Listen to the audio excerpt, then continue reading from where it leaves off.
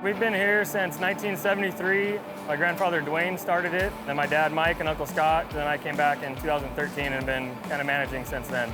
The herd has always been jerseys, started with jerseys, goes back 4 generations to my grandfather who started with jerseys, and on to my dad, myself, and now my son.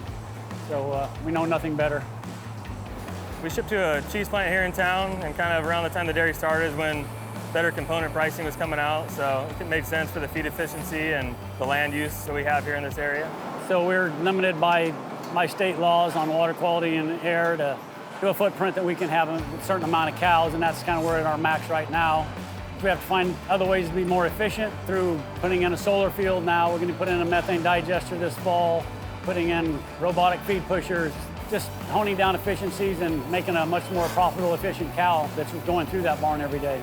We really try to create just what we need to maintain herd size or grow if we're in that position. Our perfect Jersey cow is high yielding, but with also high components and a good feed efficiency. So we look for about a 1.65 to 1.7 energy corrected milk to dry matter intake ratio. Our herd average is about 70 pounds with a 4.8 fat and a 3.7 protein year round. For years we've done conventional embryo transfer work, and then about 10 to 12 years ago started looking at ramping that up to kind of compete in the genomic Jersey game.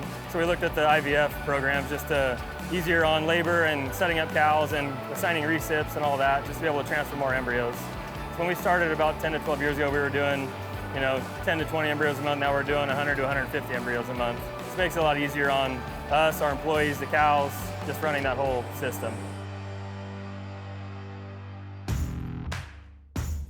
So I think it was 2010, my dad sent some heifers to Transova back east and was working them there, shipping embryos out here. There wasn't really a facility in California doing a lot of IVF yet. We were hauling them down to Tulare every couple weeks. It was pretty hard on the cows that were going down there, so we kind of talked to Transova and see if we couldn't build a facility here on our site, bring in some of the neighbors' animals, and where we could do a few more animals and have it a lot easier to move our cows into the Transova lab. It's just really compounded the type of cattle we have here, type of cattle we want, and type of cattle other people really want too. We've got a lot of bulls that go into stud. We've got a lot of animals we can sell on the open market and keep propagating more of them. I think the biggest reason to do this is just if you want to stay in business in the dairy world, you need to be efficient. You need cows that perform for you, and it gives you a lot of control over what you can create and a lot of them. I spend a lot of time working with Transova and focusing on this program, and it's really key to our business to create these high-end females, and not just high-end, just really productive animals and keeping those coming into our herd. So they're a big part of our success and what's going on here. Really glad to be working with a company that can work back with us and help us achieve our goals.